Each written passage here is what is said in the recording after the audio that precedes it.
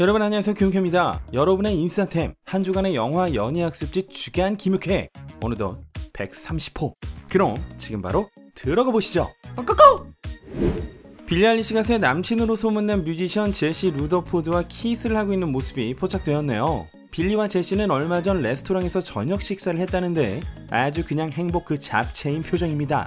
제시 루더포드는 미국 싱어송라이터로 얼터너티브 록밴드 더 네이버후드의 리드 보컬을 맡고 있는데요. 현재 나이는 31살로 빌리보다 11살 연상입니다. 둘이 사귄다는 소문은 10월 14일 할리우드에 있는 유니버설 스튜디오 할리우드의 할로윈 이벤트 할로윈 호러 나이트에서 손을 잡고 있는 모습이 공개되면서 퍼지기 시작했었죠. 예쁜 사랑하십시오. 이번 영상은 서브샤크 VPN의 지원을 받아 제작이 되었습니다. VPN이 뭘까요? 이것은 일종의 앱으로 다운받고 클릭 한 방이면 여러분이 있는 국가를 바꿔줍니다. 사용하는 이유는 이런거. 그리고 다양한 OTT들의 각국에만 있는 컨텐츠들을 감상할 수 있거나 현지 IP가 아니면 접속이 안되는 쇼핑몰 접속, 구입, 결제까지 쌉 기능이죠. 혹시 보안이 걱정이시라면 정부와 군사 부처에서 쓰는 암호화와 동일한 수준이기 때문에 여러분의 개인정보까지도 가벽하게 숨겨줍니다. 뿐만 아니라 저 역시도 국내에서 리셀 가지고 사기엔 등골 빠개지는 스트릿웨어나 스니커즈들 직구 호롤롤로 때리면서 삶의 만족도를 높이고 있습니다. 잠깐 진짜 중요한 거, 어젯밤에 몰래 인터넷 하시던데 뭔가 숨기는 게 있죠? 한국에 공개 안 된 이화 먼저 보고 스포하려던 거 제가 모를 것 같아요? 밤마다 어린 영상 보고 눈이 퀭해가지고 마지막으로 묻겠습니다. 도대체 어떻게 보는 겁니까? 대답해 주지. 서브샤크 VPN 클릭 한 방이면 네 컴퓨터와 핸드폰은 천조국이나 성진국에 있게 되는 거야. 그게 답니까? 아직 숨기는 게 있잖아요. 프로모션 코드를 입력하면 83% 할인에 3개월 무료 혜택까지 빠방하게 준다고. 재판장님, 지금 바로 다운받으러 고고고 하겠습니다. 지난주에 톰 펠튼이 회고록을 통해 엠마 왓슨에 대한 감정을 밝혔던 거 기억하실 겁니다. 못 보셨다면 지금 우측 상단의 링크를 참조해 주시고요. 그런데 이 톰의 회고록의 머릿말에 엠마 왓슨이 쓴 말이 또 화제가 되었습니다. 톰과 마찬가지로 난 항상 우리의 연결과 관계의 본질을 사람들에게 설명하는 데 어려움을 겪곤 한다. 20년 넘게 우리는 서로를 특별한 방법으로 사랑해왔고 모두의 앞에서 딱 한 번 술 취한 채 장난친 적이 있었다. 너네 둘 키스했잖아. 둘 사이에 무슨 일이 있는 게 틀림없어 라는 말을 수도 없이 들었다. 하지만 우리는 그보다 더 깊은 것을 공유하고 있다. 이건 내 생각엔 가장 순수한 사랑 중에 하나라고 생각한다. 우린 소울메이트로서 항상 서로를 감싸주었다. 앞으로도 계속 그럴 거라고 생각하면 감정이 벅차오른다. 톰, 세상에 당신이 있어 행운이지만 나는 당신이라는 친구를 갖게 된 게 더 행운이라고 생각해 라고 속내를 밝힌 엠마. 아니 그냥 좀 사귀던가 싶기도 하지만 이 둘의 미묘한 기류가 주는 이 감질나는 느낌, 과연 영원히 맺어지지 않고 여기서 끝인 걸까요? 아, 그리고 최근 엠마는 프라다의 새로운 향수 프라다 파라독스의 런칭 파티에 참석, 긴 머리를 짧게 자른 픽시 컷을 선보였습니다. 에즈라 밀러의 논란이 끊이지 않는 가운데 영화 더 플래시의 속편 각본이 이미 완성되어 있는 상태라는 소식이 나왔네요. 아주 그냥 워너브러더스가 더 플래시의 진심입니다. 야, 독하다 독해. 더 헐리우드 리포터는 최근 DCU에 대한 내부 정보를 기사로 공개. 여기서 아쿠아맨2의 각본가인 데이비드 레슬리 존슨 맥골드릭이 이미 더 플래시2의 각본 집필을 마쳤다고 밝혔습니다. 여러분도 아시다시피 1편이 만들어지면서 요 친구 때문에 숱한 문제들이 발생했고 간신히 여기까지 왔다는 점을 감안하면 이런 보도는 놀라울 수밖에 없죠. 그동안 주간 김욱회를 통해 알려드린 대로 에즈라 밀러는 워너 회장들이 영화를 통째로 폐기해버리겠다는 최후 통첩을 받고 본인이 직접 전화를 걸고 만나 지금까지의 자신의 행동을 사과하고 워너 측의 해결 방안을 적극적으로 수용하겠다고 밝혔으며 이달 초엔 더 플래시의 추가 촬영에 임하고 있었습니다. 다만 더 플래시의 속편 제작은 1편이 성공할 경우에만 허용된다고 하네요. 이런 가운데 에즈라는 지난 5월에 강도죄로 기소된 건에 대해 무죄를 주장하고 있는 것으로 나타났습니다.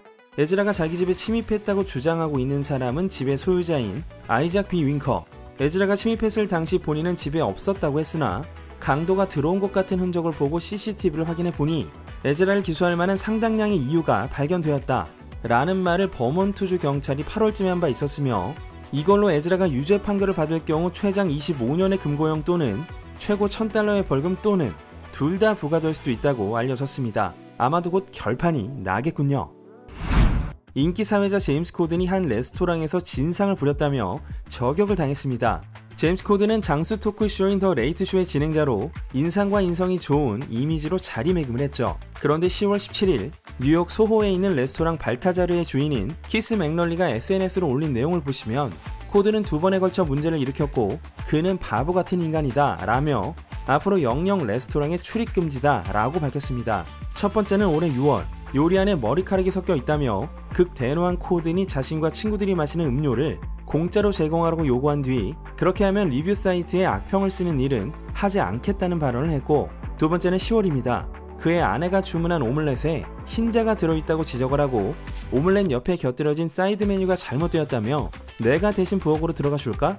라며 호통을 쳤다고 하죠. 레스토랑 측의 실수가 문제인지 코든의 태도가 문제인지 갑론을박이 벌어진 가운데 이 내용을 맥널리가 인스타에 올리고 몇 시간 만에 제임스 코든이 전화로 사과를 했고, 이에 맥널리는 9개월 동안 대신 토크쇼를 진행하게 해준다면 용서하겠다 라는 농담을 던지며 출입금지 조치를 철회했다고 합니다. 여러분, 제임스 코든이 이 레스토랑에 앞으로 갈까요 말까요? 제니퍼 로페즈와 벤 애플렉이 결혼식을 올리고 부부가 된 이후 처음으로 레드카펫에 등장했습니다. 얼마 전 두 사람은 캘리포니아주 산마리노에서 개최된 랄프 로렌의 이벤트에 참석, 올블랙 룩을 선보이며 다이앤 키튼, 제시카 차스테인 사이에 가장 앞자리에 앉았고 로라 던, 릴리 콜린스, 실베스터 스탈론 등 다른 유명인들과 함께 패션쇼를 즐겼습니다. 결혼하더니 더 잘 어울리는 느낌인데요. 물론 헐리우드에서 진정한 결혼의 완성이란 이혼이라지만 이분들은 참 오랜 시간 끝에 재회한 연인인지라 행복하게 잘 살면 좋겠다는 바람이네요. 얼마 전 메이저리그 경기 중계 중에 재밌는 일이 벌어졌습니다. 한번 보시죠. Justin Bieber just threw his 84th pitch. I actually called Shane Bieber Justin Bieber. 이날이 10월 14일로 뉴욕 양키즈와 클리블랜드 가디언즈의 경기였는데 가디언즈의 투수 셰인 비버를 저스틴 비버로 잘못 부르는 해프닝이 있었습니다. 이 해설자가 밥 코스타스라고요. 아주 베테랑이죠. 사실 이런 일은 처음이 아니었습니다. 2019년 8월 탑스 야구 카드에 셰인의 이름이 저스틴으로 기재된 적이 있었고 이걸 본 셰인이 트위터로 나이스 라고 코멘트한 적이 있었고요. 이 트윗을 본 저스틴 비버도 뭔가 특별한 연결점이 생긴 것 같다 라고 말한 바가 있었죠. 그리고 선수들이 자기 등번호 위에 독특한 별명을 붙이는 플레이어스 위크엔드에서 Not Justin 이라는 단어를 써서 웃음을 주기도 했습니다. 인기 드라마 테드 라소로도 잘 알려진 배우 제이슨 서데키스가 전 약혼자인 올리비아 와일드와 해리 스타일스의 미래를 애플워치로 알아냈다고 합니다. 그런데 말이죠. 이게 밝혀진 이유가 제이슨도 올리비아도 아닌 제이슨과 올리비아의 집에서 일했던 전직 가정부 에리카 제나로가 매차와의 인터뷰를 통해 여러가지 내용들을 폭로했기 때문이었습니다.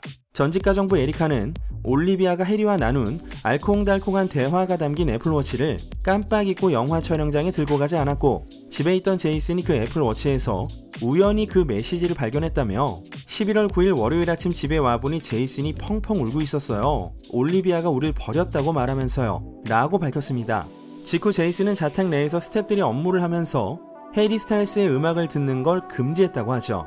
뿐만 아니라 에리카는 올리비아가 해리와 커플이 되어 손잡고 있는 모습을 뉴스로 보고 충격을 받았습니다.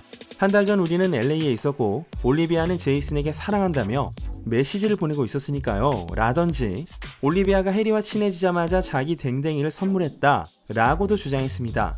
여기서 흥미로운 건 올리비아와 제이슨이 모두 공통으로 전 가정부 에리카의 주장이 거짓이자 어설픈 비난이다 라고 부인하고 있다는 점입니다. 그런가 하면 올리비아는 엘리지와의 인터뷰를 통해 자신이 연출한 영화의 주연인 플로렌스 퓨와의 불화설도 부정을 했을 뿐만 아니라 제이슨과 함께하는 도중에 불륜으로 해리를 만난 것이 아니라 해리를 만나기 훨씬 전부터 제이슨과의 관계는 끝나 있었다 라며 불륜설을 일축했습니다. 요즘 여러가지로 논란과 찬반 양론을 일으키고 있는 전가녀 현예가 킴 카다시안과의 이혼을 법적으로 매듭지을 준비가 된 모양입니다.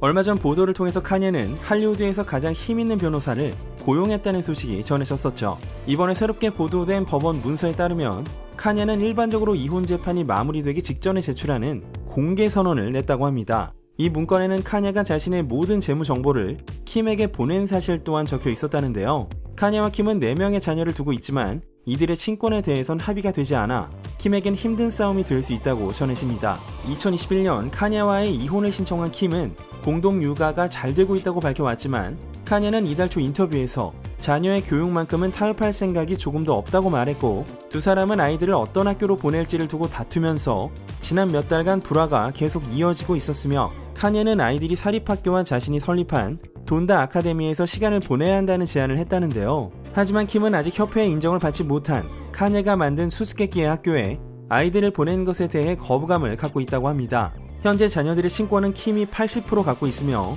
카니의 SNS 활동이 쟁점화되면서 카니와의 모든 연락을 끊은 상태라고 합니다. 이런 가운데 카니가 자신보다 21살 어린 여친 줄리아나 나로와 키스하는 모습도 포착이 되었네요. 넘어가시죠.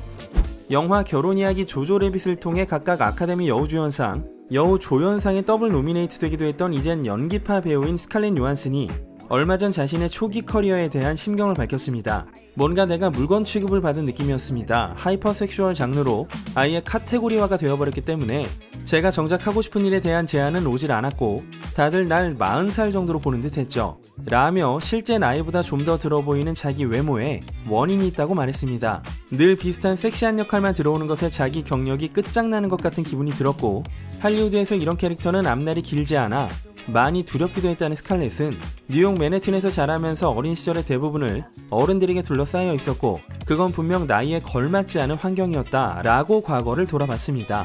네, 돌이켜보면요. 소피아 코폴라 감독의 영화 사랑도 통역이 되나요에서 영국 아카데미 여우주연상을 수상하는 등 높은 평가를 받았지만 17세이던 당시 22세의 배역을 연기하며 당시 52세였던 빌 머레이와의 추후신도 있었고 빌 머레이는 부적절한 행위로 현재 논란 위에 있기도 하죠. 우디 앨런 감독의 매치 포인트에서 관능적인 배우 지망생을 연기했을 무렵엔 19세였고요. 언젠가 나탈리 포트만과 이런 일을 두고 서로 불만을 토로한 적이 있었다는 스칼렛은 그래도 요즘 업계는 많이 바뀌었고 요즘의 20대 배우들은 여러 가지에 도전하고 있는 것 같다 라며 이제 배우들을 어떤 틀에 끼우는 건 허용되지 않는 시대라고 밝혔습니다. 케빈 스페이시가 앤서니 랩과의 4천만 달러짜리 손해배상 민사소송에서 승소했습니다. 현재 50세인 앤서니는 14세 때 스페이시에게 침대 위에서 당했다라는 주장을 펼쳤는데요.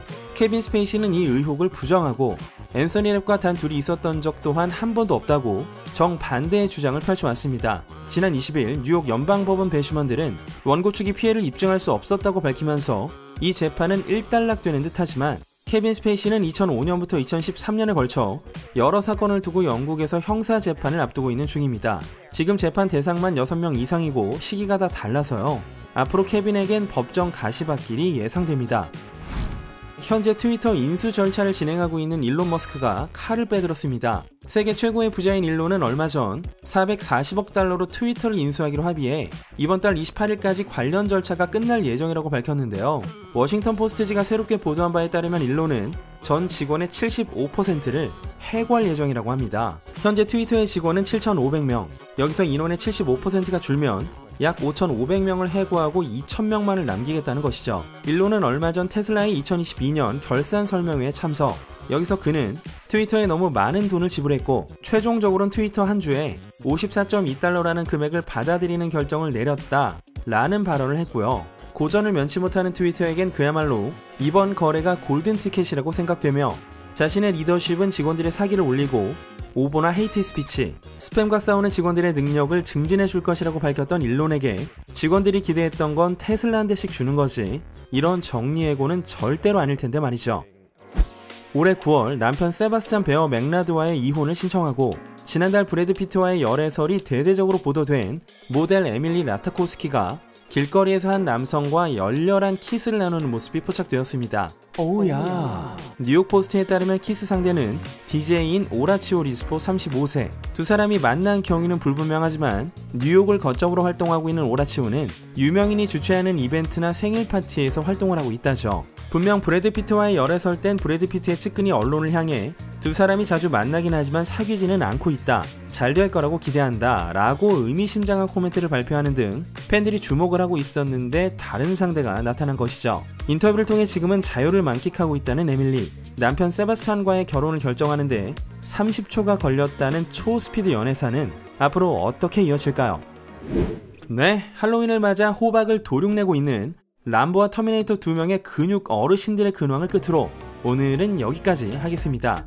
히가시대 마사히로의 충격적인 근황을 다룬 특집 김육회, 영화 블랙아담의 리뷰 영상도 즐겁게 봐주시고요. 영상이 재밌으셨다면 구독과 좋아요를 부탁드리겠습니다. 지금까지 주간 김육회 K였습니다.